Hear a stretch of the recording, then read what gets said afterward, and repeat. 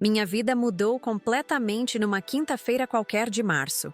Eu sou a Vitória, tenho 35 anos, trabalho como enfermeira na Santa Casa de Campinas. E até aquele dia, acreditava que conhecia perfeitamente o homem com quem estava casada há 8 anos. Gustavo sempre foi carinhoso, atencioso, daqueles maridos que fazem questão de preparar um lanche especial ou uma vitamina depois do meu plantão no hospital. Por isso, quando ele chegou em casa naquela tarde com um sorriso estranho no rosto e perguntou se eu tinha tomado o suco que preparou para mim, não imaginei que estava diante do maior pesadelo da minha existência. Lembro-me perfeitamente de cada detalhe daquele momento. Eu havia acabado de sair do banho, ainda com o cabelo molhado, vestindo meu roupão azul favorito. O cheiro de maracujá vinha da cozinha, onde ele tinha deixado o copo cheio esperando por mim na bancada. Gustavo parecia ansioso, mais do que o normal, mexendo as mãos de um jeito nervoso que eu nunca havia notado antes. Seus olhos brilhavam de uma forma diferente, como se estivesse guardando algum segredo especial. "Tomou o suco que eu fiz para você, amor?" perguntou ele com uma voz que tentava soar casual, mas carregava uma expectativa que me deixou intrigada. Naquele instante, uma lembrança me veio à mente. Dona Antônia, minha sogra, havia passado em casa mais cedo, reclamando de uma dor de cabeça terrível. Ela parecia abatida, diferente do seu jeito sempre enérgico e opinativo. Como enfermeira, meu instinto foi cuidar dela, oferecer algo que pudesse ajudar. O suco de maracujá estava ali, fresquinho, e pensei que seria perfeito para hidratá-la e dar um pouco de energia. "Não tomei não, deixei para sua mãe tomar o suco", respondi naturalmente, secando o cabelo com a toalha. Ela estava se sentindo mal, com dor de cabeça, então ofereci para ela. Espero que tenha ajudado. O que aconteceu em seguida vai ficar gravado na minha memória para sempre. O rosto de Gustavo perdeu toda a cor, como se o sangue tivesse sumido das suas veias. Suas mãos começaram a tremer descontroladamente, e ele deixou cair as chaves que segurava, fazendo um barulho metálico que ecoou pela casa inteira. Os olhos dele se arregalaram de uma forma que nunca havia visto, como se tivesse acabado de ver um fantasma ou recebido a pior notícia do mundo. "O quê?" gaguejou ele, a voz saindo estrangulada. Você deu para minha mãe? Quando? Quanto tempo faz?" A urgência na voz dele me assustou. Larguei a toalha imediatamente e me aproximei, tentando entender o que estava acontecendo. Gustavo correu para o telefone fixo da cozinha, discando o número da casa da sogra com dedos trêmulos. Chamou 1, 2, 3 vezes. Ninguém atendia. "Gustavo, o que está acontecendo? Por que você está assim?" perguntei, sentindo meu coração acelerar. Como enfermeira, eu sabia reconhecer sinais de pânico, e meu marido estava claramente em estado de desespero. Ele não respondeu. Em vez disso, pegou as chaves do chão e correu para a porta, gritando que precisávamos ir para a casa da mãe dele imediatamente. Eu nem tive tempo de me trocar direito. Apenas vesti a primeira roupa que encontrei e o segui, ainda sem entender nada. Durante os 15 minutos de trajeto até a casa da Dona Antônia, no bairro Vila Industrial, Gustavo dirigiu como um louco, passando sinais amarelos no limite, ultrapassando carros de forma perigosa. Suas mãos suavam tanto que escorregavam no volante, e ele murmurava coisas que eu não conseguia entender completamente. Ouvia palavras soltas como "não pode ser", "pelo amor de Deus" e "eu não queria isso". "Gustavo, me explica o que está acontecendo. Você está me assustando", insisti, segurando no banco do carro enquanto ele fazia uma curva brusca. "Depois eu explico, Vitória. Agora eu só preciso ver se minha mãe está bem", foi tudo que conseguiu falar, com a voz embargada. Quando chegamos à casa da sogra, uma construção simples de 2 andares com um quintal pequeno e jardim bem cuidado, Gustavo nem esperou eu descer do carro. Saltou correndo e começou a bater na porta desesperadamente, gritando: "Mãe! Mãe! Abre a porta!" Silêncio total. Usou a chave reserva que ficava embaixo do vaso de plantas da varanda e entramos. A casa estava estranhamente quieta. Apenas o som da televisão ligada na sala indicava que alguém estava ali. Gustavo correu direto para a cozinha e eu o segui, sentindo uma sensação ruim crescendo no meu peito. Foi então que vimos. Dona Antônia estava caída no chão da cozinha, inconsciente, com os lábios já arroxeados. Ao lado dela, o copo que eu conhecia bem era da minha casa, o mesmo que eu tinha oferecido a ela poucas horas antes. Estava vazio, apenas algumas gotas de suco ainda visíveis no fundo. Meu treinamento de enfermeira tomou conta imediatamente. Corri para verificar os sinais vitais dela enquanto gritava para Gustavo chamar uma ambulância. Não havia pulso. A pele estava fria, os olhos sem reação. Comecei as manobras de ressuscitação mesmo sabendo que provavelmente já era tarde demais. Gustavo, liga para o SAMU agora. Sua mãe está em parada cardíaca. Gritei, fazendo as compressões no peito dela com toda a força que tinha. Mas quando olhei para o meu marido, vi algo que me confundiu ainda mais. Em vez de correr para o telefone, ele estava parado, olhando para a cena com uma expressão de horror absoluto, mas também de culpa. Era como se ele soubesse exatamente o que tinha acontecido. Gustavo, o telefone! Repeti, sem parar as manobras. Ele finalmente reagiu e ligou para a emergência, mas sua voz estava estranha, robotizada, como se estivesse lendo um script. Quando desligou, veio até onde eu estava e se ajoelhou ao lado da mãe, mas não para ajudar. Apenas ficou lá, olhando, com lágrimas escorrendo pelo rosto. A ambulância chegou em 10 minutos, mas eu já sabia que era tarde demais. Os paramédicos confirmaram o que eu já suspeitava. Dona Antônia havia morrido. Eles fizeram os procedimentos de praxe, mas foi só uma formalidade. No hospital, enquanto esperávamos os médicos confirmarem oficialmente o óbito, Gustavo não conseguia parar de chorar. Mas suas lágrimas não pareciam apenas de tristeza pela perda da mãe. Havia algo mais profundo ali, um desespero que ia muito além do luto normal. Foi minha culpa. Ele murmurava baixinho, achando que eu não estava ouvindo. Eu não queria isso. Não era para ser ela. Essas palavras me gelaram o sangue. O que ele queria dizer com "não era para ser ela"? Comecei a juntar as peças. A insistência dele para eu tomar o suco, o desespero quando soube que a sogra havia bebido, a reação estranha ao encontrá-la morta. Algo estava muito errado. Foi quando a polícia chegou. O delegado Maurício, um homem experiente de uns 50 anos, fez perguntas que confirmaram minhas suspeitas crescentes. Por que estávamos na casa da vítima? Como soubemos que algo tinha acontecido? Por que Gustavo parecia tão nervoso? Minha esposa deu um suco para minha mãe. Quando soubemos, viemos verificar como ela estava. Gustavo explicou, mas sua voz tremia de uma forma que qualquer pessoa percebia que ele estava escondendo algo. O delegado olhou para o copo vazio e pediu para levá-lo para análise, junto com outros objetos da cozinha. É procedimento padrão em casos de morte súbita, explicou, mas seus olhos observavam cada reação nossa com atenção de investigador experiente. Durante as horas seguintes, no hospital e depois na delegacia, prestando depoimentos, eu observava meu marido desmoronar lentamente. Ele estava claramente aterrorizado, mas não apenas pela morte da mãe. Havia algo mais, algo que ele não estava contando. Quando chegamos em casa, já era madrugada. Gustavo foi direto para o banheiro e vomitou. Eu podia ouvi-lo chorando do outro lado da porta. Sentei na cama, tentando processar tudo o que havia acontecido. Minha sogra estava morta. Meu marido estava comportando-se de forma estranha.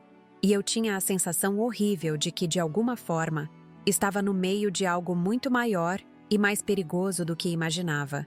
Foi então que me lembrei da pergunta dele sobre o suco. A forma ansiosa como perguntou. A expectativa nos olhos dele. Como se estivesse esperando que algo específico acontecesse comigo. E agora essa frase assombrava meus pensamentos. Não era para ser ela. Passei a madrugada inteira acordada, olhando para o teto enquanto Gustavo fingia dormir ao meu lado. Eu podia sentir que ele também estava acordado, tenso, respirando de forma irregular. Nenhum de nós disse uma palavra, mas havia um abismo silencioso entre nós naquela cama. Na manhã seguinte, tudo começou a fazer sentido quando o delegado Maurício ligou, pedindo para conversarmos novamente. Havia algo nos exames preliminares que precisava ser esclarecido. algo sobre o conteúdo do suco que minha sogra havia bebido. Gustavo ficou pálido ao ouvir sobre a ligação. E foi aí que percebi que minha vida, tal como eu conhecia, havia terminado para sempre. Porque aos poucos, peça por peça, eu estava começando a entender a verdade aterrorizante por trás daquela tarde de quinta-feira. Quem era realmente o homem com quem eu vivia? O que ele havia colocado naquele suco? E por que, quando olhava para mim agora, seus olhos carregavam um misto de medo e algo que parecia muito com alívio? Comentem aqui de que cidade vocês são, porque eu preciso saber que não estou sozinha nessa loucura. Se inscrevam no canal Vingança do Dia para acompanhar o restante dessa história, porque o que vocês vão descobrir vai abalar qualquer um. O que vocês acham que estava no suco? E o que acham que meu marido estava realmente planejando para mim? O telefone tocou novamente. Era o delegado Maurício. E dessa vez, sua voz carregava um tom que eu nunca havia escutado antes. O tom de alguém que acabou de descobrir uma verdade chocante. A voz do delegado Maurício do outro lado da linha carregava uma seriedade que fez meu estômago revirar. Senhora Vitória, preciso que a senhora e seu esposo venham à delegacia imediatamente. Temos os resultados preliminares dos exames e precisamos conversar com urgência. Gustavo estava tomando café quando atendi o telefone, mas ao ver minha expressão, a xícara escorregou das suas mãos e se espatifou no chão da cozinha. O barulho da louça quebrando ecoou pela casa como um presságio do que estava por vir. Ele nem se abaixou para recolher os cacos. Apenas ficou ali parado, com os olhos fixos em mim, esperando para saber o que o delegado havia dito. Precisamos ir à delegacia agora. Tem algo sobre os exames da sua mãe, informei, observando como o rosto dele perdeu ainda mais cor, se é que isso era possível. Durante o trajeto até o centro de Campinas, nenhum de nós falou uma palavra. O silêncio dentro do carro era sufocante, quebrado apenas pelo barulho do trânsito matinal e pela respiração pesada do Gustavo.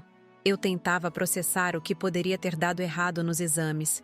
Como enfermeira, conhecia bem os procedimentos padrão para casos de morte súbita, especialmente quando envolvia pessoas com histórico de problemas de saúde como minha sogra, que era diabética há 15 anos. A delegacia ficava numa construção antiga no centro da cidade, com corredores escuros e aquele cheiro característico de papel velho e café forte que parecia impregnar as paredes. O delegado Maurício nos recebeu em sua sala, um ambiente pequeno, com 2 cadeiras de plástico em frente a uma mesa de madeira arranhada, coberta de papéis e pastas amareladas pelo tempo. Sentem-se, por favor, disse ele, fechando a porta atrás de nós. O ruído da fechadura girando soou definitivo, como se estivéssemos sendo trancados ali dentro. Sua expressão era grave, profissional, mas havia algo nos seus olhos que me deixou ainda mais nervosa. Preciso informá-los que este caso mudou de natureza. O que inicialmente parecia uma morte natural, agora é uma investigação criminal. Senti como se o chão tivesse sumido debaixo dos meus pés. Gustavo agarrou os braços da cadeira com tanta força que seus dedos ficaram brancos. Um músculo do seu pescoço pulsava visivelmente, e ele começou a suar copiosamente. Criminal, consegui perguntar com a voz embargada, sentindo minha garganta secar completamente. Os exames toxicológicos preliminares revelaram a presença de insulina em quantidade letal no organismo da vítima. Estamos falando de uma dose que seria suficiente para matar várias pessoas, explicou o delegado, consultando alguns papéis na mesa. Suas palavras caíam sobre nós como pedras pesadas. Dona Antônia morreu por hipoglicemia severa, causada por overdose de insulina. A concentração encontrada no sangue dela era 15 vezes maior que qualquer dose terapêutica. O mundo parou. Meu coração bateu tão forte que achei que todos na sala pudessem ouvir. Eu sabia exatamente o que isso significava. Insulina em excesso provocava uma queda dramática nos níveis de açúcar no sangue, levando rapidamente ao coma e à morte. Para uma pessoa diabética como minha sogra, que já usava medicação para controlar a glicemia, uma dose extra seria devastadora. Mas uma dose 15 vezes maior? Isso era pura maldade. Mas isso é impossível, murmurei, tentando processar a informação. Minha voz soou estranha, distante, como se viesse de outra pessoa. Como insulina foi parar no suco? Dona Antônia tomava os remédios dela certinho. Ela nunca cometeria um erro desses. Ela era muito cuidadosa com a medicação. A insulina não estava nos medicamentos dela, interrompeu o delegado, me observando atentamente. Estava no suco de maracujá, o mesmo suco que a senhora preparou e ofereceu para a vítima. Foi como se tivesse levado um soco no estômago. O ar saiu dos meus pulmões de uma vez só. Eu não preparei suco nenhum. Foi meu marido quem fez. Ele mesmo me disse isso quando chegou em casa ontem. O delegado virou-se lentamente para Gustavo, que até então havia permanecido em silêncio absoluto, como se estivesse tentando se tornar invisível na cadeira. Senhor Gustavo, confirma que foi o senhor quem preparou a bebida? Gustavo abriu e fechou a boca várias vezes, como um peixe fora d'água. Suas mãos tremiam visivelmente e gotas de suor começaram a aparecer na sua testa, apesar do ar-condicionado ligado na sala. O silêncio se estendeu por longos segundos, antes dele conseguir articular qualquer palavra. Sim, eu fiz o suco, mas eu não coloquei nada nele além de maracujá e açúcar. Só isso. Podem verificar na minha cozinha. Onde o senhor conseguiu insulina? Perguntou o delegado, com o tom calmo mais firme de quem já sabia que estava lidando com mentiras. Ele se inclinou para frente, fixando o olhar em Gustavo de uma forma que me deixou desconfortável. Eu não tenho insulina. Eu nem sei como usar isso. Nem sabia que existia insulina líquida, protestou Gustavo, mas sua voz soava desesperada demais para ser convincente. Havia algo forçado na sua negação, como se estivesse tentando convencer a si mesmo tanto quanto a nós. Foi então que uma lembrança me atingiu como um raio cortando o céu escuro. Há cerca de 4 meses, quando estava fazendo a limpeza geral de primavera na casa, organizei todo o armário do banheiro. No fundo da gaveta onde Gustavo guardava seus produtos de barbear, encontrei algumas ampolas pequenas, transparentes, com um líquido incolor dentro. Estavam escondidas atrás de frascos antigos de loção pós-barba que ele nunca usava. Quando perguntei sobre elas, ele ficou nervoso por alguns segundos antes de responder que eram vitaminas para fortalecer o cabelo, que havia comprado numa farmácia de manipulação depois de ler na internet que poderiam prevenir calvície. Na época, achei estranho porque ele nunca havia demonstrado qualquer preocupação com queda de cabelo, e o cabelo dele sempre foi abundante e saudável. Mas deixei para lá, pensando que talvez fosse uma preocupação masculina que eu não entendia. Agora, sentada naquela sala da delegacia, percebendo que aquelas ampolas provavelmente continham a substância que matou minha sogra, senti náuseas subindo pela garganta. Delegado, falei com a voz trêmula, olhando diretamente para Gustavo, que percebeu imediatamente aonde eu estava chegando. Acho que sei onde ele conseguiu a insulina. O rosto de Gustavo se transformou numa máscara de pânico total. Seus olhos se arregalaram e ele começou a balançar a cabeça freneticamente. Vitória, não... Você não entende. Não é o que você está pensando. Há cerca de 4 meses encontrei umas ampolas pequenas escondidas na gaveta dele, no banheiro. Ele disse que eram vitaminas para cabelo. Mas agora, minha voz falhou. A magnitude do que estava descobrindo era avassaladora. Perceber que havia convivido com alguém capaz de planejar um assassinato durante meses, talvez anos, era aterrorizante. Quantas vezes ele havia pensado em me fazer mal? Quantas oportunidades ele teve e não aproveitou? O delegado anotou tudo meticulosamente, fazendo perguntas detalhadas sobre onde exatamente eu havia encontrado as ampolas, como elas estavam guardadas, se havia seringas junto. Vamos precisar fazer uma busca completa na residência de vocês hoje mesmo. Também vou precisar que venham aqui separadamente nos próximos dias para prestar depoimento detalhado sobre os eventos dos últimos meses. Não apenas dos últimos dias.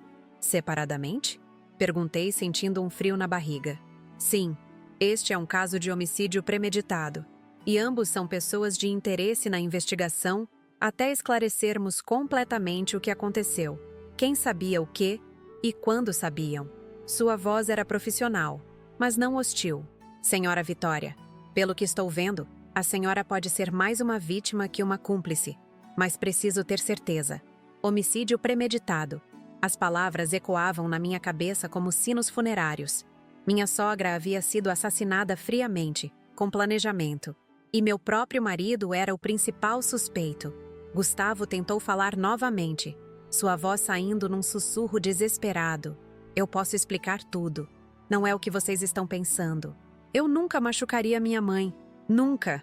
Então explique, disse o delegado cruzando os braços. Mas Gustavo apenas balançou a cabeça, as lágrimas finalmente começando a escorrer pelo seu rosto. Eu preciso de um advogado. Não vou falar mais nada sem um advogado presente. Saímos da delegacia em carros diferentes. Eu fui liberada temporariamente, mas Gustavo ficou detido para mais questionamentos e para aguardar a chegada de seu advogado. Durante o trajeto de volta para casa, sozinha no meu carro, comecei a chorar de uma forma que não chorava desde a morte do meu pai. Não apenas pela morte da dona Antônia, mas pela descoberta devastadora de que o homem que eu amava, com quem dividia a cama há 8 anos, era capaz de cometer um assassinato. Chorava também pela traição, pela mentira, por todos os momentos em que ele havia olhado nos meus olhos e mentido descaradamente, por todas as noites em que dormia ao lado de alguém que estava planejando me matar. Em casa, observei uma equipe de peritos criminais revistando meticulosamente cada cômodo, cada gaveta, cada canto onde pudesse haver evidências. Eles trabalhavam com luvas, fotografando tudo, colocando objetos em sacos plásticos transparentes. Era como assistir minha vida sendo desmontada peça por peça. Encontraram muito mais do que as ampolas que eu havia mencionado. Havia insulina escondida no escritório do Gustavo, dentro de uma caixa velha de documentos, mais ampolas no porta-luvas do carro dele, até na garagem, dentro de uma caixa de ferramentas que ele raramente usava. E descobriram algo que me deixou ainda mais chocada. Seringas. Várias seringas descartáveis, ainda nas embalagens, escondidas em lugares diferentes da casa. Para que serve tudo isso? Perguntei ao perito principal que estava catalogando os materiais encontrados. Ele me olhou com uma expressão que misturava profissionalismo e pena. Esta quantidade de insulina seria suficiente para várias doses letais, senhora. E as seringas indicam planejamento. Quem comprou isso não estava experimentando. Estava se preparando para usar. A realidade me atingiu como uma avalanche gelada. Gustavo não havia simplesmente encontrado insulina em algum lugar e impulsivamente decidido usá-la. Ele havia comprado, escondido, planejado, por meses. Talvez por mais tempo do que eu sequer imaginava. Quantas vezes ele havia estado perto de executar seu plano? Quantas refeições eu havia comido que ele preparou? Quantos copos de suco?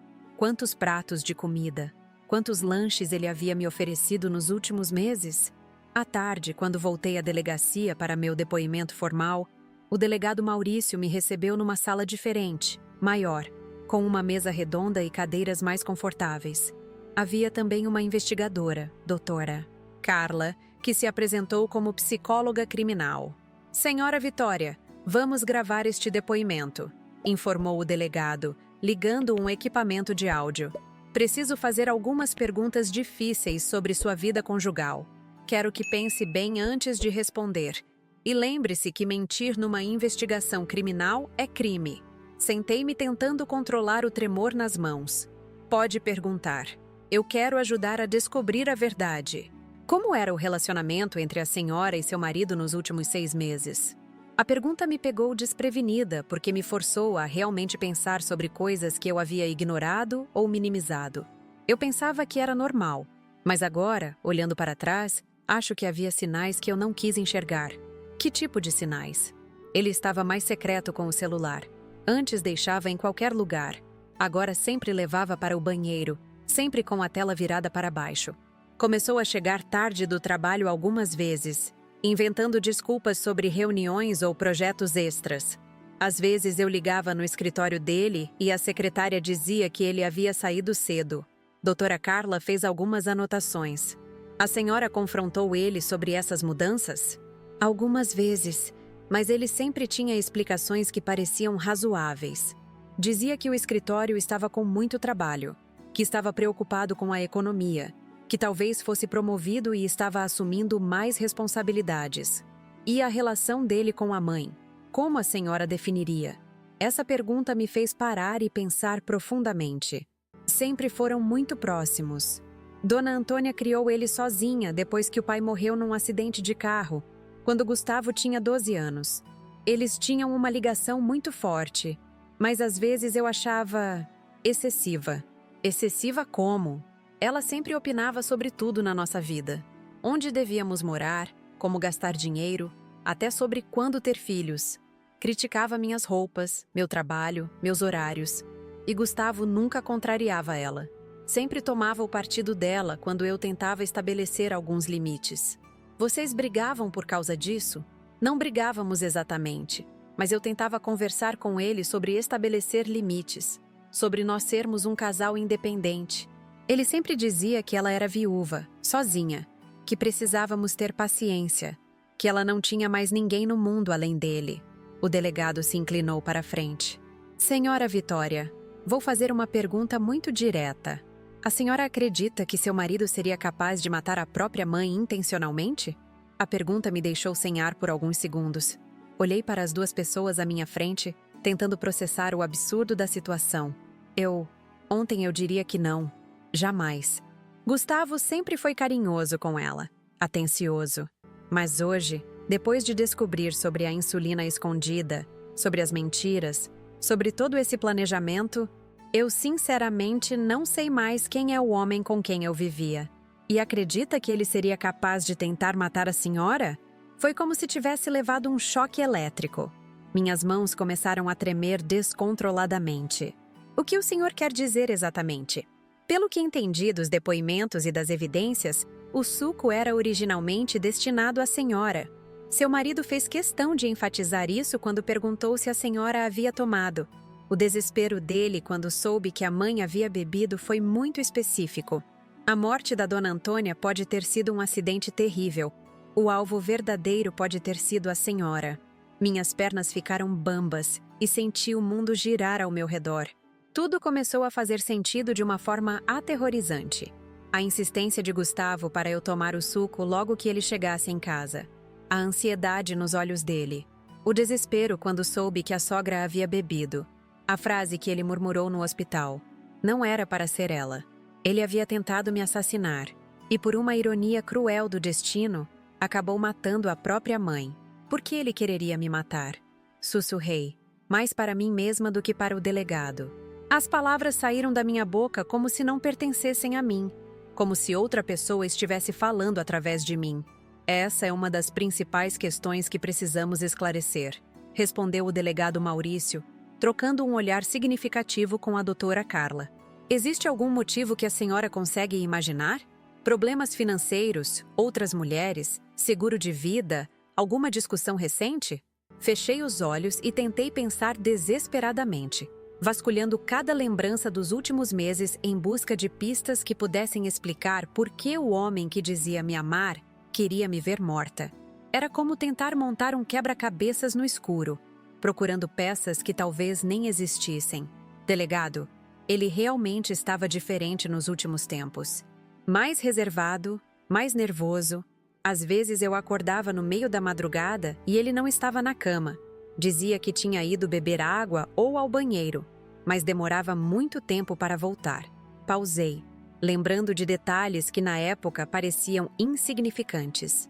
Uma vez encontrei ele na cozinha às 3 da manhã, apenas sentado no escuro, olhando para o nada. Quando foi isso? Há umas 6 semanas, mais ou menos. Quando perguntei o que estava fazendo, ele disse que estava preocupado com o trabalho, que não conseguia dormir. Mas agora, será que ele estava planejando isso desde então? Doutora Carla se inclinou para a frente. Vitória, preciso perguntar sobre questões mais íntimas do casamento. Houve mudanças na vida sexual de vocês? No comportamento dele em casa? A pergunta me fez corar, mas entendi que era necessária. Sim, houve mudanças. Ele ficou mais distante fisicamente. Antes éramos carinhosos, nos beijávamos quando chegava do trabalho, assistíamos televisão abraçados no sofá. Nos últimos 2 meses, isso praticamente desapareceu. E na intimidade, praticamente inexistente. Quando eu tentava me aproximar, ele sempre tinha uma desculpa. Dor de cabeça, cansaço, estresse. Chegou ao ponto de eu me perguntar se ele estava tendo um caso. As duas pessoas me observavam atentamente, anotando cada palavra. Continuar falando sobre essas intimidades era constrangedor, mas necessário. Era como abrir feridas que eu nem sabia que existiam. "Há quanto tempo vocês estão casados mesmo?" perguntou o delegado. 8 anos. Nos conhecemos na faculdade. Ele estudava contabilidade e eu enfermagem. Namoramos por 3 anos antes de casar. Durante esses 8 anos de casamento, houve algum episódio de violência? Física ou psicológica? Nunca física. Gustavo nunca encostou um dedo em mim com violência. Mas, psicologicamente, pausei, percebendo pela primeira vez padrões que havia ignorado. Ele tinha um jeito sutil de me diminuir. Sempre dizia que eu era muito emotiva, que reagia exageradamente às coisas. Quando eu reclamava da interferência da sogra, ele dizia que eu era ciumenta e possessiva. Conte mais sobre isso.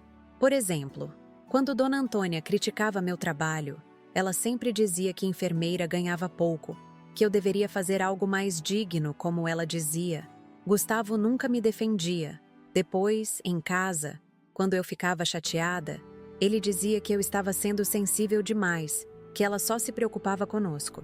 Doutora Carla fez mais anotações. Isso é um padrão típico de manipulação psicológica. O agressor isola a vítima, faz ela questionar suas próprias percepções. O telefone do delegado tocou nesse momento. Ele atendeu, falou baixo por alguns minutos, depois desligou com uma expressão grave. "Vitória, acabamos de receber informações importantes. A equipe que está investigando as finanças de vocês descobriu algumas coisas inquietantes." Meu coração disparou. Que tipo de coisas? Seu marido tem uma conta bancária que a senhora desconhecia. E há movimentações estranhas nessa conta nos últimos 4 meses. Como assim? Que tipo de movimentações? Compras em farmácias, transferências para pessoas que ainda estamos identificando e... Ele hesitou. Pagamentos regulares para um detetive particular. O mundo girou ao meu redor. Um detetive particular? Por que Gustavo contrataria um detetive? É o que vamos descobrir. Mas geralmente pessoas contratam detetives para investigar infidelidade conjugal ou para reunir informações sobre alguém. A pergunta é: ele estava investigando a senhora ou outra pessoa? Senti náuseas subindo pela garganta.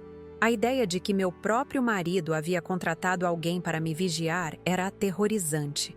Quantas vezes eu havia sido seguida sem saber? Quantas fotografias existiam de mim? Que informações esse detetive havia coletado? Vocês já falaram com esse detetive? Estamos tentando localizá-lo. O nome na conta é Roberto Figueiredo, mas ele trabalha por conta própria, não tem escritório fixo. O delegado consultou suas anotações. Mas encontramos o número dele nas ligações do celular do seu marido. E as compras em farmácias? Principalmente insulina e seringas. Sempre em farmácias diferentes. Sempre pagando em dinheiro. Seu marido foi muito cuidadoso para não deixar rastros óbvios. Isso confirmava que o planejamento havia sido meticuloso, calculado. Não foi um ato impulsivo de raiva ou paixão. Gustavo havia passado meses se preparando para me matar. Doutora, Carla interviu. Vitória, existe alguma possibilidade de você ter algum bem ou herança que seu marido se beneficiaria se você morresse? Não muito. Temos a casa onde moramos, que está no nome dos dois. Eu tenho um seguro de vida pelo hospital, mas não é uma quantia muito alta. E uma pequena herança que recebi quando minha avó morreu há 2 anos. Eram umas joias e um terreno pequeno no interior. Quanto vale esse terreno? Nunca fiz uma avaliação formal, mas minha família sempre disse que poderia valer uns R$200 mil se fosse vendido para construtoras. Fica numa área que está se desenvolvendo. O delegado e a psicóloga trocaram outro olhar significativo. R$200 mil podem ser um motivo suficiente para algumas pessoas, comentou ele. Mas Gustavo nunca demonstrou interesse nesse terreno. Ele nem sabia direito onde ficava. Às vezes as pessoas escondem muito bem suas verdadeiras intenções, disse doutora Carla, especialmente quando planejam algo há muito tempo. O telefone tocou novamente. Desta vez, o delegado atendeu com o viva-voz ligado.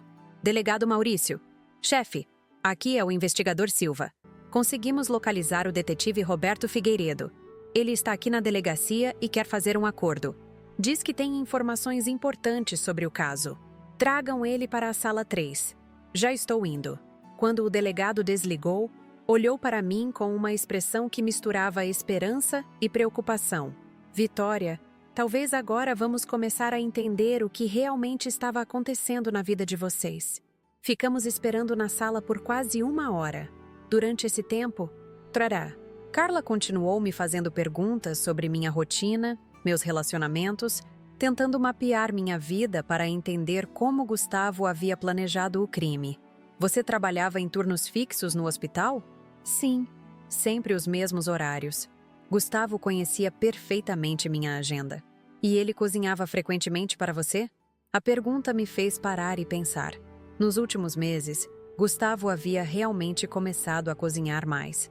Agora que você menciona, sim. Ele nunca foi muito de cozinha, mas nos últimos tempos estava sempre oferecendo para fazer o jantar, preparar um lanche especial, fazer vitaminas e sucos. Quantas vezes por semana, mais ou menos? Umas 3, 4 vezes. Sempre quando eu chegava cansada do plantão. Minha voz falhou quando percebi a implicação. Meu Deus! Quantas vezes ele tentou me envenenar sem eu saber? É possível que ontem tenha sido a primeira tentativa real. Talvez ele estivesse apenas estudando sua rotina, vendo qual seria o melhor momento. O delegado voltou à sala com uma expressão sombria. Carregava uma pasta de documentos e um tablet. Vitória, o que vamos conversar agora vai ser difícil de ouvir. Preciso que se prepare psicologicamente. Senti meu sangue gelar. O que o detetive disse? Roberto Figueiredo foi contratado por seu marido há 3 meses. Inicialmente, ele pensou que se tratava de um caso típico de investigação de infidelidade conjugal. Gustavo dizia suspeitar que você estava tendo um caso. Mas isso é mentira! Eu nunca traí Gustavo! Sabemos. O detetive confirmou que você tem uma vida absolutamente normal. Trabalha, vai para casa, sai ocasionalmente com amigas ou sua irmã. Nada suspeito. Ele abriu o tablet e mostrou algumas fotos. Mas olhe isso. Eram fotografias minhas. Saindo do hospital. Chegando em casa. No supermercado. Na padaria. Conversando com minha amiga Patrícia na porta de casa. Abraçando minha irmã. Havia dezenas delas. Tiradas ao longo de várias semanas. Ele me seguiu por semanas. Sussurrei, sentindo-me violada de uma forma que nunca havia experimentado. Pior que isso, nas últimas 2 semanas, as instruções do seu marido mudaram. Ele não queria mais saber sobre possível infidelidade. Queria detalhes específicos sobre sua rotina. Que horas você chegava em casa? Se comia ou bebia algo quando chegava? Se tomava banho imediatamente? Que dias você trabalhava até mais tarde? A realidade me atingiu como um trem desgovernado. Ele estava planejando o momento exato para me matar. Exatamente. E há mais. Roberto disse que Gustavo perguntou especificamente sobre dias em que Dona Antônia visitava a casa de vocês. Queria saber se ela costumava comer ou beber alguma coisa quando estava lá. Por quê? Se o plano era me matar, por que se preocupar com a sogra? Doutora Carla respondeu. Talvez ele quisesse ter certeza de que ela não estaria lá no momento do crime. Ou talvez quisesse que ela encontrasse você morta para parecer mais natural. O delegado continuou. Mas a parte mais perturbadora é que Roberto achou o comportamento do seu marido estranho demais. Disse que Gustavo parecia obsessivo, perguntava coisas muito específicas sobre venenos e como simular mortes naturais. O detetive não achou isso suspeito? Achou.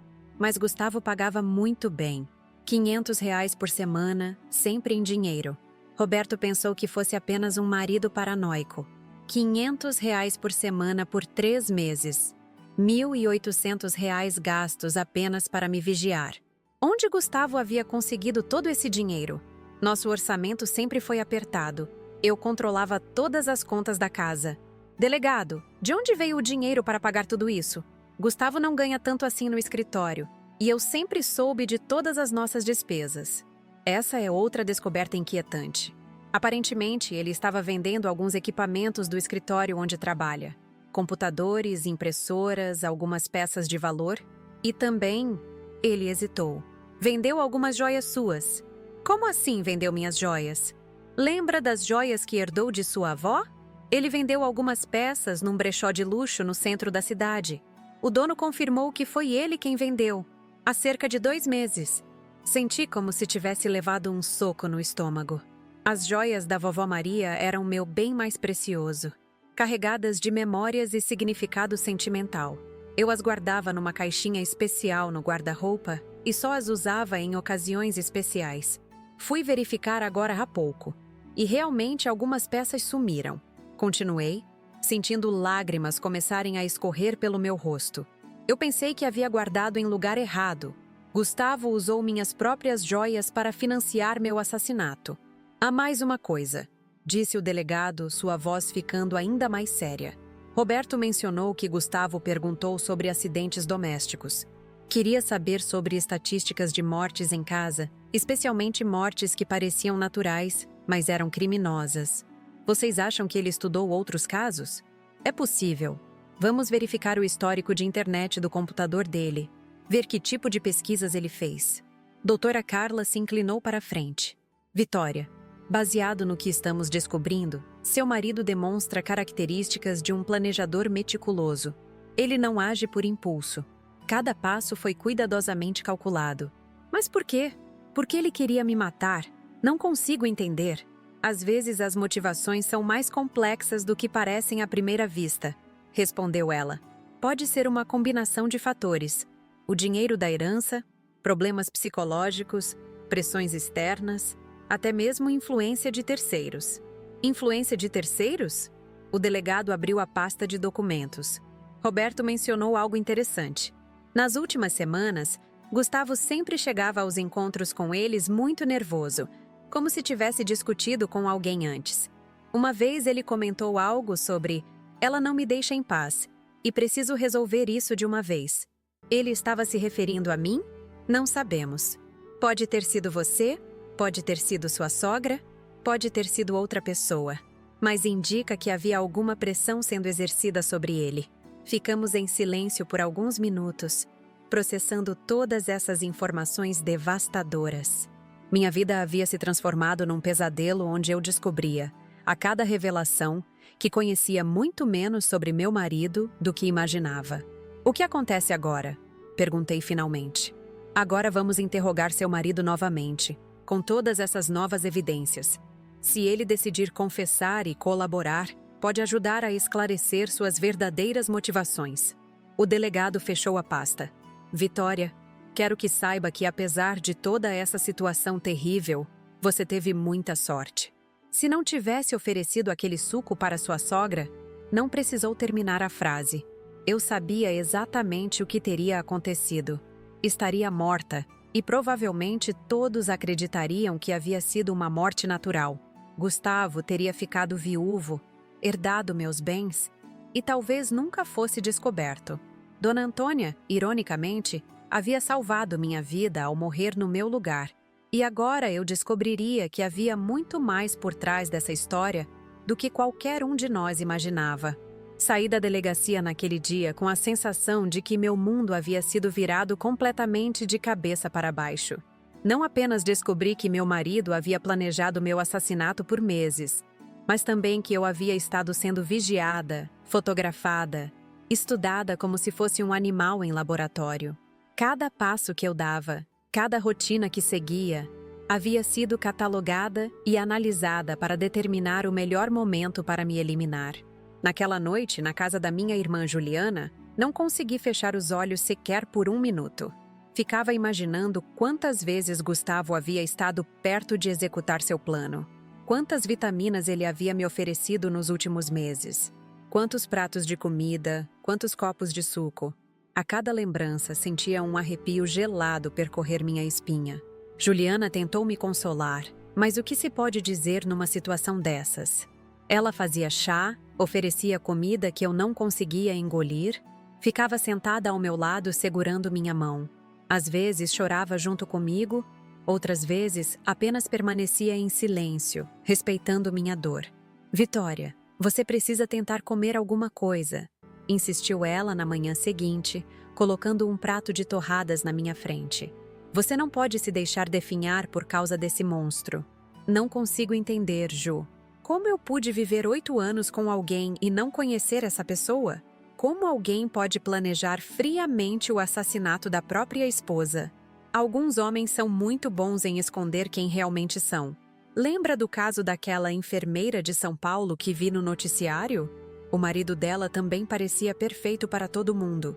O telefone tocou, interrompendo nossa conversa. Era o delegado Maurício, pedindo para eu voltar à delegacia urgentemente. Havia desenvolvimentos importantes no caso. 1 hora depois, eu estava novamente sentada na mesma sala, mas desta vez havia uma tensão diferente no ar. O delegado e doutora Carla pareciam agitados, como se tivessem descoberto algo que mudava completamente o rumo da investigação. Vitória, interrogamos seu marido durante toda a noite, começou o delegado. No início, ele mantinha a versão de que era inocente, mas quando confrontado com todas as evidências que coletamos, o detetive, as compras de insulina, as joias vendidas, ele finalmente decidiu confessar. Meu coração acelerou. O que ele disse? Confessou que realmente planejava envenená-la com insulina. Disse que vinha pensando nisso há meses, que comprou a insulina especificamente para esse propósito. O delegado fez uma pausa, consultando suas anotações. Mas a parte mais interessante e perturbadora é o que ele revelou sobre as motivações. Finalmente vou saber por que ele queria me matar? Doutora Carla se inclinou para a frente. Vitória, prepara-se porque o que vamos contar vai abalar você ainda mais. Seu marido alega que não foi ideia dele. Como assim não foi ideia dele? Quem mais poderia ter planejado meu assassinato? Segundo o depoimento dele, foi sua sogra quem plantou a ideia na cabeça dele. Dona Antônia. Senti como se tivesse levado um choque elétrico. Isso é impossível! Por que a sogra quereria que o próprio filho me matasse? O delegado abriu um arquivo com várias páginas datilografadas. De acordo com Gustavo, nos últimos 6 meses sua sogra vinha enchendo a cabeça dele com histórias sobre você. Dizia que tinha evidências de que você estava tendo um caso, que você só estava esperando uma oportunidade para pedir o divórcio e ficar com metade dos bens dele. Mas isso é uma mentira absurda. Eu amava Gustavo. Nunca olhei para outro homem. Ele disse que a mãe mostrava provas, fotografias suas conversando com homens, mensagens de celular que ela alegava ter visto, até histórias sobre você flertando com médicos no hospital. Minha mente começou a trabalhar freneticamente, tentando lembrar de qualquer situação que pudesse ter sido mal interpretada. Que tipo de fotografias? Que conversas com homens? Doutora, Carla consultou suas próprias anotações. Ele mencionou fotos suas almoçando com um homem moreno numa lanchonete perto do hospital. Sua sogra dizia que era seu amante. Imediatamente soube do que se tratava. Doutor Ricardo? Ele é cardiologista do hospital, gay, casado há 15 anos com outro médico. Almoçamos juntos algumas vezes porque trabalhamos nos mesmos casos. É puramente profissional. E mensagens no seu celular que ela alegava ter visto quando você estava no banho. Que mensagens? Meu celular tem senha e eu nunca deixo desbloqueado. Como ela poderia ter visto mensagens? Essa é uma excelente pergunta, disse o delegado, porque indica que sua sogra pode ter sido muito mais manipuladora e enganosa do que você imaginava. O puzzle começava a se formar na minha cabeça, mas ainda faltavam peças importantes. O que mais Gustavo disse sobre as evidências dela? Ele contou que ela vinha falando há meses sobre como você estava mudada, mais arrumada para trabalhar, chegando tarde em casa algumas noites, sendo mais fria com ele. Eu trabalho em plantões. Claro que às vezes chego tarde. E me arrumo porque sou uma profissional de saúde. Nós sabemos disso. Mas para alguém que já está predisposto a acreditar em traição, esses argumentos podem parecer convincentes. Doutora Carla fez uma pausa. Vitória, seu marido demonstra ter uma personalidade facilmente influenciável, especialmente pela figura materna. Ele sempre foi muito apegado à mãe mesmo, mas nunca imaginei que ela fosse capaz de inventar mentiras tão elaboradas. O delegado virou uma página do arquivo. Há mais. Gustavo disse que a mãe não apenas plantou a ideia de infidelidade, mas também começou a sugerir soluções. Primeiro falava sobre divórcio, mas depois começou a dizer que você o deixaria na miséria, que levaria tudo dele. Isso também é mentira. Eu sempre contribuí igualmente para tudo que temos. Segundo ele, foi quando Dona Antônia começou a falar sobre resolver o problema de forma definitiva. Inicialmente ele não entendeu o que ela queria dizer, mas ela foi sendo mais explícita com o tempo. Senti náusea subindo pela garganta. Ela sugeriu que ele me matasse? Não diretamente, pelo menos no início. Falava sobre acidentes domésticos, sobre como algumas pessoas tinham sorte e outras não. Mencionava casos que via na televisão de esposas que morriam em casa e os maridos ficavam livres para recomeçar a vida. Meu Deus, ela estava lavando o cérebro dele. Doutora Carla assentiu gravemente. É um processo típico de manipulação psicológica. Primeiro você planta a semente da desconfiança, depois alimenta essa suspeita com evidências fabricadas e finalmente oferece uma solução que parece lógica na mente distorcida da vítima. Mas Gustavo é adulto.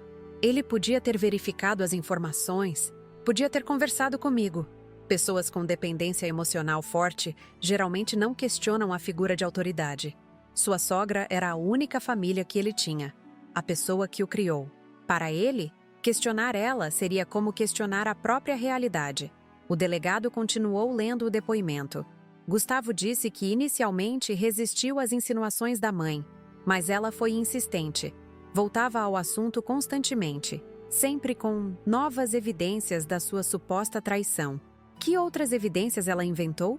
Perfume diferente no seu cabelo, que ela dizia cheirar quando você chegava em casa. Roupas íntimas novas que ela alegava ter visto no varal. Até conversas telefônicas sussurrantes que ela alegava ter escutado. Cada mentira que ouvia era como uma facada no peito. Dona Antônia havia construído uma narrativa completamente fictícia sobre minha vida. E seu filho havia acreditado em tudo. E quando ela sugeriu o veneno? Segundo Gustavo, foi há cerca de 3 meses. Ela começou falando sobre uma reportagem que viu sobre insulina sendo usada em homicídios. Disse que era difícil de detectar, que parecia morte natural. Ela tinha conhecimento médico para saber sobre insulina? Aparentemente sim. Ela era diabética há muitos anos. Conhecia bem os efeitos da medicação no organismo. Uma peça importante do quebra-cabeça se encaixou. Então ela sabia exatamente o que a insulina faria comigo. Exatamente. E também sabia que quantidade seria necessária para ser letal. Doutora Carla interveio. Vitória, há algo no depoimento do seu marido que nos intriga muito. Ele disse que nos últimos dias a mãe estava insistindo para que ele executasse o plano rapidamente. Por quê? Ela alegava que você estava prestes a pedir o divórcio, que tinha descoberto que ele sabia da traição. Dizia que era agora ou nunca. Mas eu não estava pensando em divórcio, eu nem desconfiava de nada. Nós acreditamos em você, mas isso indica que sua sogra tinha alguma urgência específica, algum prazo que ela precisava cumprir. O delegado fechou o arquivo e me olhou diretamente nos olhos. Vitória, há uma última coisa que precisamos investigar. Gustavo mencionou que a mãe falou algo sobre não ter muito tempo. Inicialmente, ele pensou que ela estava se referindo à sua suposta traição. Mas agora estamos nos perguntando se ela tinha algum outro motivo para ter pressa. Que tipo de motivo? Problemas de saúde que ela estivesse escondendo. Dívidas. Alguma situação pessoal que a pressionasse. Parei para pensar em tudo que sabia sobre minha sogra. Ela sempre foi uma pessoa reservada. Raramente falava sobre problemas pessoais. Mas nos últimos meses, havia algo diferente nela. Parecia mais cansada, mais irritada. Às vezes perdia o fio da meada no meio de uma conversa. Delegado, agora que penso melhor, ela realmente estava diferente nos últimos tempos. Mais magra, mais pálida. Eu até ofereci para levá-la ao médico algumas vezes, mas ela sempre recusava. Vamos solicitar todos os registros médicos dela. Se ela estava doente e escondendo, isso pode explicar a urgência. Vocês acham que ela sabia que ia morrer e queria resolver a situação antes? Doutora Carla e o delegado trocaram um olhar significativo. É uma possibilidade. Às vezes, pessoas que sabem que têm pouco tempo de vida tomam decisões drásticas. Mas ainda não explica por que ela queria que eu morresse. O que ela ganharia com isso? Controle, respondeu doutora Carla imediatamente. Seu marido era a única família dela. Com você fora do caminho, ela teria ele completamente para si, pelo tempo que lhe restasse. A frieza dessa motivação me deixou estarrecida. Ela preferiu destruir a vida do próprio filho a dividir ele comigo? Mães possessivas podem ser extremamente perigosas, especialmente quando enfrentam a perspectiva da própria mortalidade. O delegado se levantou. Vitória, vamos aguardar os registros médicos de Dona Antônia. Enquanto isso, seu marido vai permanecer preso preventivamente. Mesmo que tenha sido manipulado, ele cometeu um crime grave. E o que acontece comigo? Posso voltar para casa? Pode, mas recomendamos cautela. É pouco provável que haja outros cúmplices, mas até esclarecermos completamente o caso, é melhor manter medidas de segurança. Saí da delegacia naquela tarde com sentimentos conflituosos. Por um lado, estava aliviada ao saber que Gustavo havia sido manipulado, que talvez não fosse o monstro frio que eu havia imaginado. Por outro lado, estava furiosa com Dona Antônia por ter orquestrado toda essa loucura. Mas ainda havia perguntas sem resposta. Se ela queria me morta, por que havia tomado o suco que sabia estar envenenado? Teria sido realmente um acidente ou havia algo mais sinistro por trás da morte dela? Na manhã seguinte, o delegado ligou cedo. Sua voz carregava uma excitação contida que imediatamente me deixou alerta. Vitória, conseguimos os registros médicos de sua sogra. Precisa vir aqui urgentemente. Descobrimos algo que muda completamente nossa compreensão do caso. O que descobriram? Prefiro explicar pessoalmente, mas posso adiantar que sua sogra estava escondendo muito mais do que imaginávamos. Durante o trajeto até a delegacia, minha mente disparava em todas as direções. Que segredo Dona Antônia estava guardando? Como isso se conectava com todo o plano para me assassinar? Quando cheguei, o delegado e doutora Carla me esperavam com uma pilha de papéis médicos e uma expressão que misturava surpresa e indignação. Vitória, sente-se. O que vamos contar vai chocar você. Pode falar. Sua sogra estava com câncer de pâncreas em estágio terminal. Segundo o oncologista dela, Dr. Henrique Menezes, ela tinha no máximo 3 meses de vida. O choque foi como um balde de água fria. 3 meses? Mas ela nunca disse nada. E há mais. Dr. Menezes disse que ela recusou qualquer tratamento agressivo. Queria apenas medicação para a dor. Disse que preferia morrer em casa, no seu próprio tempo. Quando ela recebeu esse diagnóstico? Há 4 meses. Exatamente na época em que começou a campanha de manipulação contra você. As peças começaram a se encaixar de uma forma que me deixou ainda mais perturbada. Ela sabia que ia morrer e decidiu usar o tempo que tinha para destruir meu casamento? Doutora Carla assentiu. É provável que sim, mas há uma descoberta ainda mais perturbadora. O que mais? O delegado abriu outro arquivo. Encontramos uma carta. Que carta? Perguntei, sentindo meu coração acelerar novamente. Nos últimos dias, cada nova revelação havia sido mais chocante que a anterior, e eu já não sabia se tinha forças para suportar mais surpresas. O delegado Maurício segurou um envelope amarelado, claramente guardado há algum tempo. Encontramos isto escondida dentro da Bíblia de sua sogra, marcando uma página específica. Ela deixou instruções claras para que fosse encontrada após sua morte. Doutora Carla se inclinou para a frente com uma expressão sombria. Vitória, esta carta vai mudar completamente sua compreensão sobre o que aconteceu. Prepare-se porque o conteúdo é perturbador. Podem ler para mim. Eu preciso saber a verdade. O delegado abriu o envelope cuidadosamente, retirando 2 folhas de papel escritas à mão com a caligrafia elegante que eu conhecia bem. Era a letra de Dona Antônia, que sempre escrevia cartões de aniversário e listas de compras com aquela mesma precisão meticulosa. Para quem encontrar esta carta, começou a ler o delegado. Meu nome é Antônia Ferreira dos Santos, e se vocês estão lendo isto, significa que estou morta. Mas não morri como todos acreditam. Morri exatamente como planejei. Senti um frio percorrer toda a minha espinha.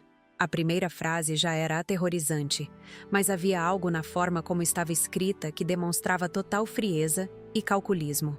Continue, por favor, pedi, embora minha voz tivesse saído apenas como um sussurro. Há 4 meses descobri que tenho câncer de pâncreas em estágio terminal. Os médicos me deram 3 meses de vida. Talvez 4 se eu fizesse quimioterapia. Decidi não fazer tratamento. Preferi usar o tempo que me restava para resolver um problema que me incomodava há 8 anos. A mulher que roubou meu filho de mim. Minha respiração ficou presa na garganta. Ela estava falando de mim. Para Dona Antônia, eu era a mulher que havia roubado Gustavo dela. Vitória nunca foi boa o suficiente para meu Gustavo. Desde o primeiro dia que a conheci, soube que ela não merecia o amor dele. Ela é fria, calculista, interesseira. Casou com ele porque sabia que ele seria um bom provedor, não por amor verdadeiro. Isso é mentira! Explodi, interrompendo a leitura. Eu amava Gustavo. Ainda amo apesar de tudo. Doutora Carla fez um gesto para que eu me acalmasse. Sabemos, Vitória. Continue, delegado. Durante todos esses anos, tentei fazer Gustavo enxergar a verdade sobre ela, mas ele estava cego, completamente enfeitiçado. Criticava minha educação, questionava minha presença na vida deles, chegou até a falar em mudar para outro estado para ficar longe de mim. Percebi que ela estava conseguindo afastar meu filho de mim. A carta continuava revelando o nível de obsessão doentia que minha sogra nutria pelo filho. Ela interpretava qualquer tentativa nossa de estabelecer independência como um ataque pessoal contra ela. Quando soube do diagnóstico, vi uma oportunidade. Podia usar meus últimos meses para livrar Gustavo dessa mulher para sempre. Comecei a plantar sementes de dúvida na mente dele sobre a fidelidade de Vitória. O delegado fez uma pausa, olhando para mim com expressão preocupada. Quer que continue? Sim, preciso ouvir tudo. Foi mais fácil do que imaginei. Gustavo sempre foi um menino inseguro, carente de aprovação. Bastou algumas histórias bem contadas, algumas evidências criativas, e ele começou a questionar tudo sobre o casamento dele. Fotografei Vitória almoçando com colegas e inventei que eram encontros amorosos. Menti sobre conversas telefônicas que nunca ouvi. Até inventei que a vi beijando outro homem no estacionamento do hospital. Cada mentira relatada na carta era como uma punhalada. Descobrir que alguém havia passado meses construindo uma narrativa falsa sobre minha vida era devastador. O plano era simples: convencer Gustavo a matar a esposa. Com ela morta e ele na prisão, eu teria conseguido meu objetivo. Vitória estaria fora de nossas vidas para sempre, e Gustavo aprenderia que nunca deveria ter escolhido outra mulher em vez de sua mãe. Meu Deus, murmurei. Ela queria que o próprio filho fosse preso por assassinato? Doutora Carla assentiu gravemente. É um nível extremo de manipulação e crueldade. Ela estava disposta a destruir a vida do filho para satisfazer sua obsessão possessiva. O delegado continuou. Mas percebi que Gustavo estava hesitando muito. Mesmo acreditando nas minhas histórias sobre a traição de Vitória, ele não conseguia reunir coragem para agir.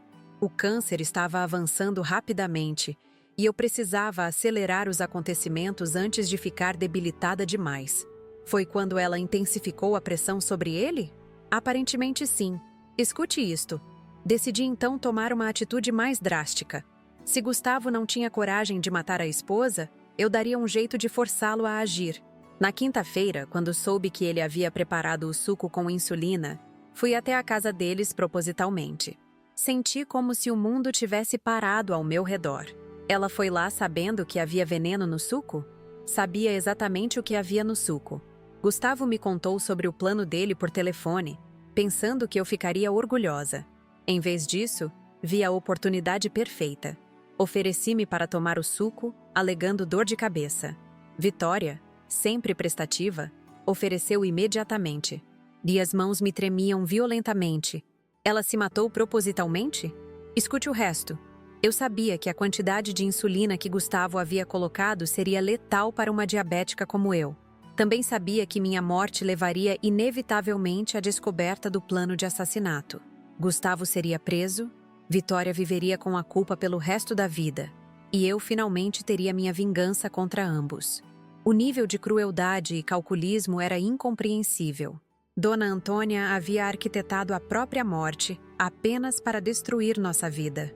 Preferi morrer sabendo que consegui separar meu filho dessa mulher para sempre. Na prisão, ele terá tempo para refletir sobre suas escolhas erradas E Vitória carregará a culpa de ter sido o instrumento da minha morte. É uma vingança perfeita. Ela se suicidou só para nos prejudicar? Doutora Carla respondeu. Não exatamente suicídio. Ela permitiu deliberadamente que Gustavo a matasse, sabendo das consequências. É algo ainda mais sinistro. Ela usou a própria morte como arma. O delegado virou a página. A mais. Sei que esta carta pode parecer cruel, mas uma mãe faz qualquer coisa para proteger seu filho. Vitória era um câncer na vida de Gustavo, assim como o câncer literal estava destruindo meu corpo. Pelo menos consegui eliminar um dos dois. Como ela pode dizer que estava protegendo Gustavo? Ela destruiu a vida dele. Se Gustavo tivesse me escutado desde o início e se divorciado dessa mulher, nada disso seria necessário. Mas ele escolheu ela em vez de mim. Então precisou aprender da forma difícil que as escolhas têm consequências. Espero que na prisão, ele finalmente entenda que eu estava certa sobre Vitória desde o primeiro dia. A carta continuava por mais alguns parágrafos, todos no mesmo tom venenoso e manipulativo.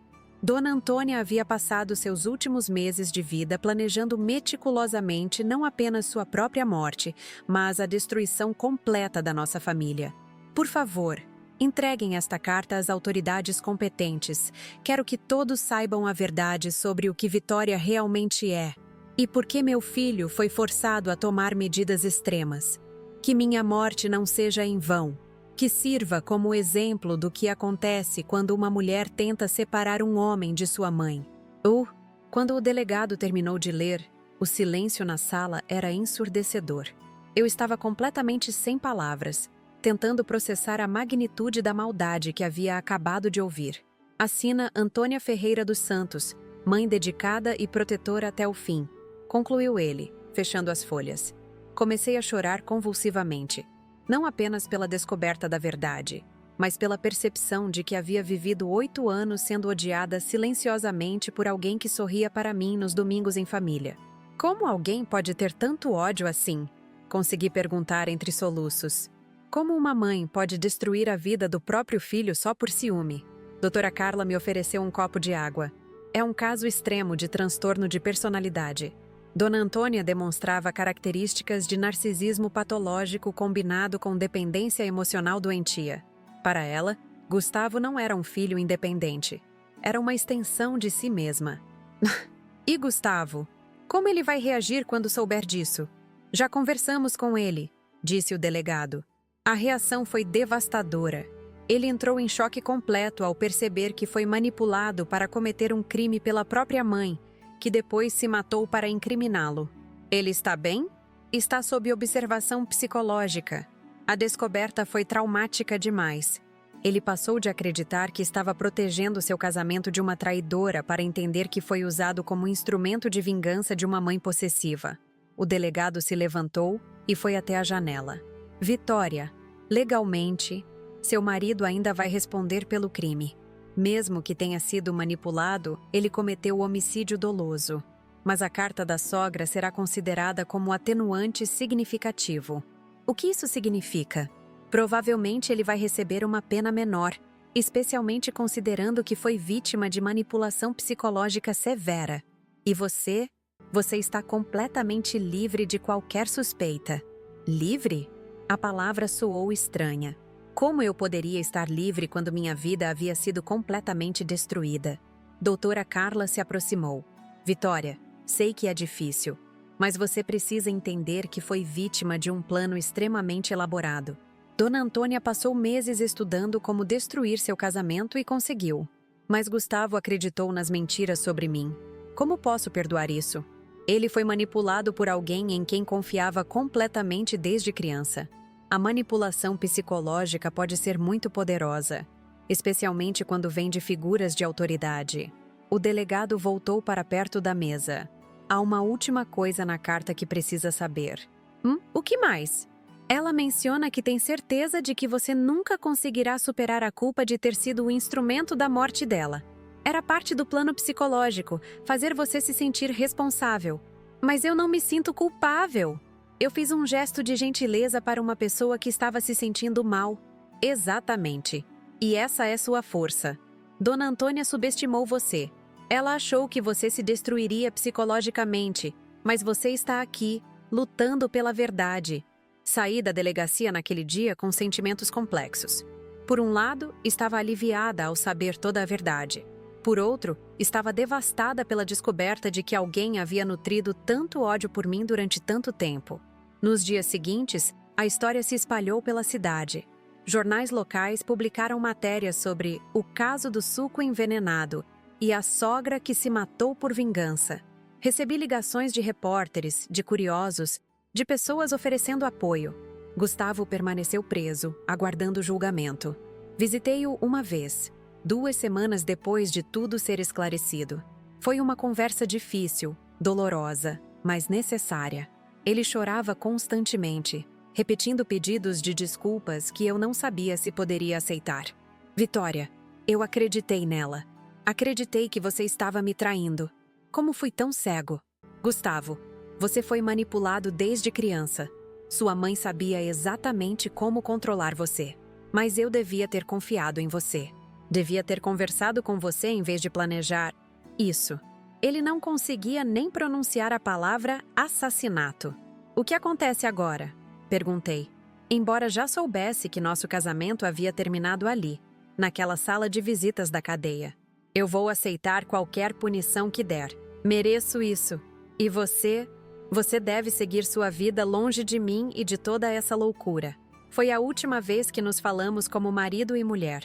Meses depois, Gustavo foi condenado a 8 anos de prisão por homicídio doloso com atenuantes. A carta de Dona Antônia pesou significativamente na decisão do juiz, que reconheceu a manipulação psicológica como fator relevante. Eu me mudei para outro estado, recomeçando minha carreira como enfermeira em um hospital onde ninguém conhecia minha história. Foi um processo longo e doloroso de reconstrução, mas necessário. Às vezes ainda acordo no meio da noite, lembrando daquela quinta-feira que mudou tudo. Penso em como um simples gesto de gentileza, oferecer um suco para alguém que estava se sentindo mal, salvou minha vida e revelou uma verdade aterrorizante sobre a família que eu considerava minha. A ironia é que Dona Antônia conseguiu seu objetivo. Destruiu meu casamento com Gustavo, mas não conseguiu me destruir completamente. Sobrevivi, aprendi, e hoje posso contar esta história como um alerta sobre como o ódio e a obsessão podem levar pessoas a extremos inimagináveis. O que mais me marca até hoje não é nem mesmo a tentativa de assassinato, mas a frieza com que tudo foi planejado. Dona Antônia passou meses sorrindo para mim aos domingos, trazendo presentes, fingindo ser uma sogra dedicada, enquanto secretamente orquestrava minha morte. E o mais aterrorizante, ela estava disposta a sacrificar a própria vida e a liberdade do filho apenas para satisfazer seu ódio doentio por mim, porque na mente distorcida dela, era melhor ver Gustavo preso do que vê-lo feliz comigo.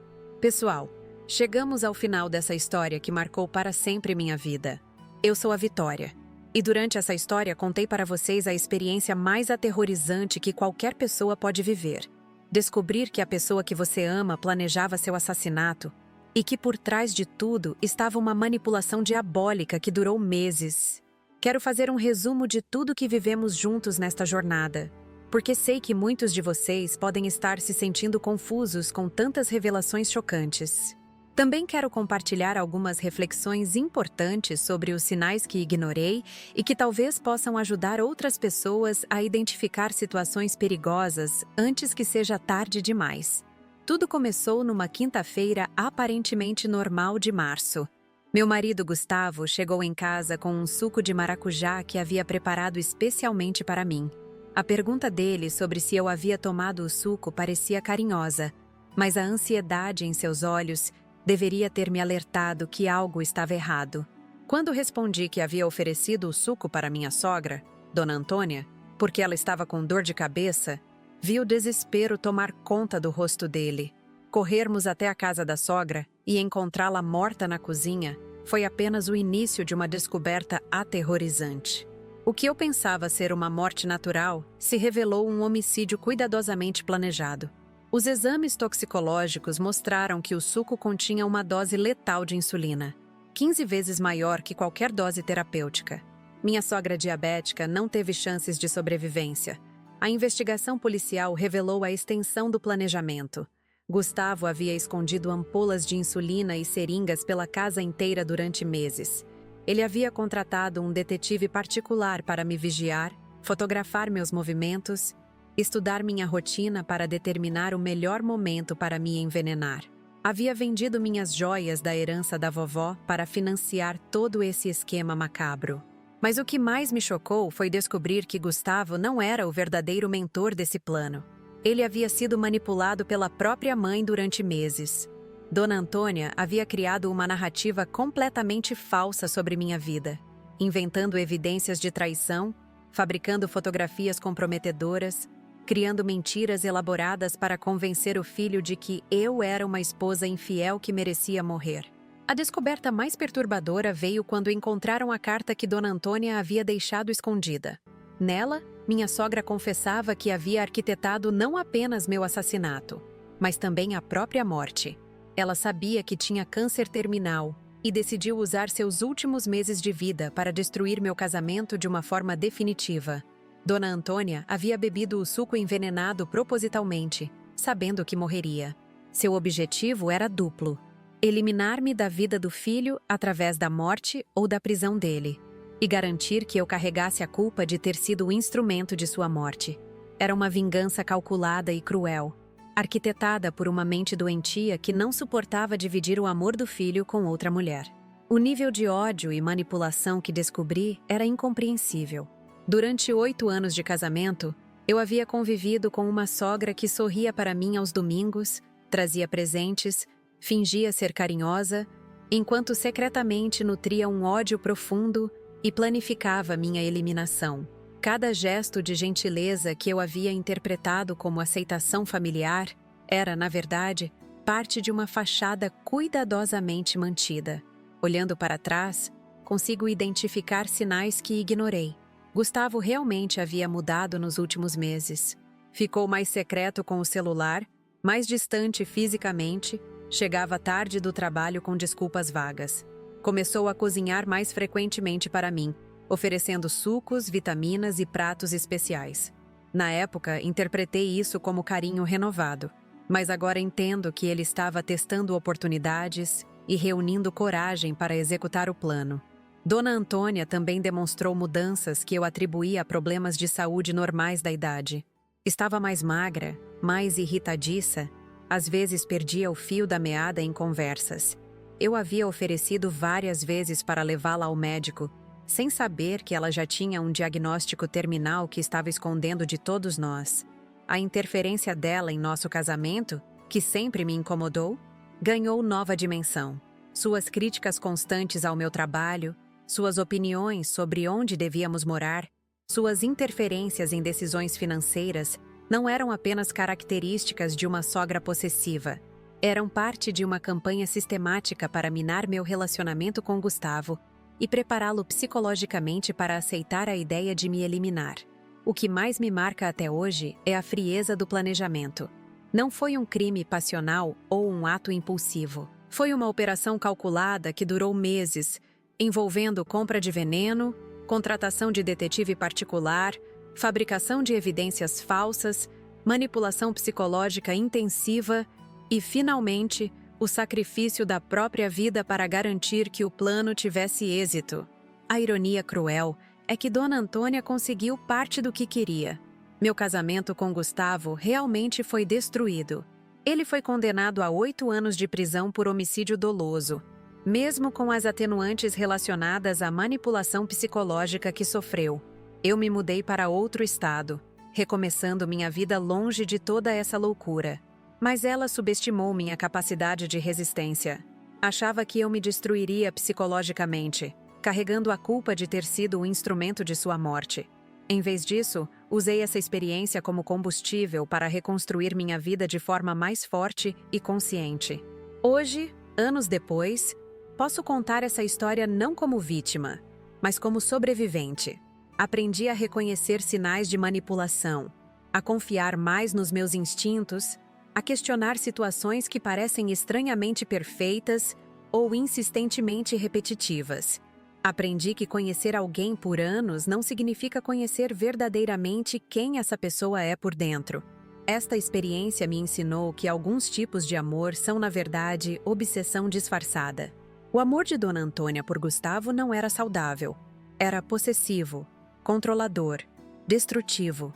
Ela preferia vê-lo preso e infeliz a vê-lo feliz comigo. Isso não é amor materno. É doença mental não tratada que pode ser extremamente perigosa.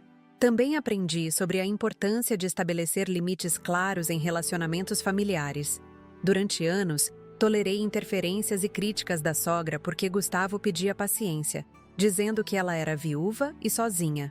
Agora entendo que estabelecer limites saudáveis não é crueldade. É proteção necessária para a sanidade mental de todos os envolvidos. Gente, deu muito trabalho contar essa história completa para vocês. Foi uma história bem detalhada, revivendo cada momento doloroso dessa experiência que mudou completamente minha vida. Fiz questão de ser minuciosa nos detalhes porque sei que histórias reais como esta podem ajudar outras pessoas a identificar situações perigosas antes que seja tarde demais. Quero muito saber o que vocês acharam dessa história. Foi chocante para vocês descobrir que a sogra havia planejado tudo? Vocês conseguem entender como Gustavo foi manipulado? Ou acham que ele deveria ter desconfiado das histórias da mãe? Já passaram por situações de manipulação familiar parecidas? Comentem aqui embaixo suas opiniões, suas experiências, suas reflexões sobre essa história. Quero ler cada comentário, cada perspectiva diferente que vocês trouxerem. Às vezes, outras pessoas conseguem enxergar detalhes que passaram despercebidos, ou podem compartilhar experiências similares que ajudem todos nós a entender melhor esses comportamentos destrutivos. Se vocês conhecem alguém que pode estar vivendo uma situação de manipulação familiar ou conjugal, compartilhem essa história. Às vezes, ouvir o relato de outra pessoa pode abrir os olhos de quem está sendo manipulado sem perceber. Por favor, se inscrevam no canal Vingança do Dia para não perder nenhuma história real como esta. Aqui no canal, compartilhamos experiências reais de pessoas que enfrentaram situações extremas, injustiças, traições e conseguiram superar ou encontrar justiça. Cada história é um aprendizado, uma forma de entender melhor a natureza humana em seus aspectos mais complexos.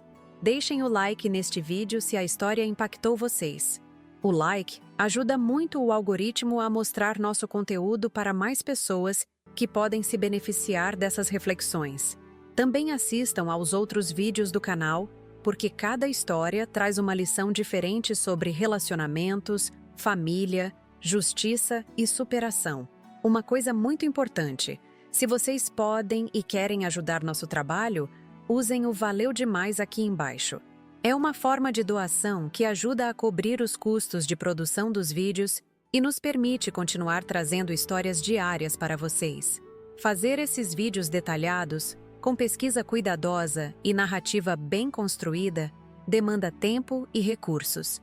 Cada contribuição, por menor que seja, faz diferença real na nossa capacidade de manter o canal ativo e produzindo conteúdo de qualidade.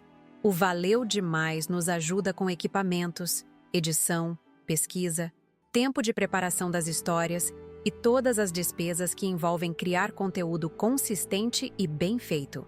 Vocês que já contribuíram sabem como somos gratos e como isso nos motiva a continuar trazendo essas histórias impactantes.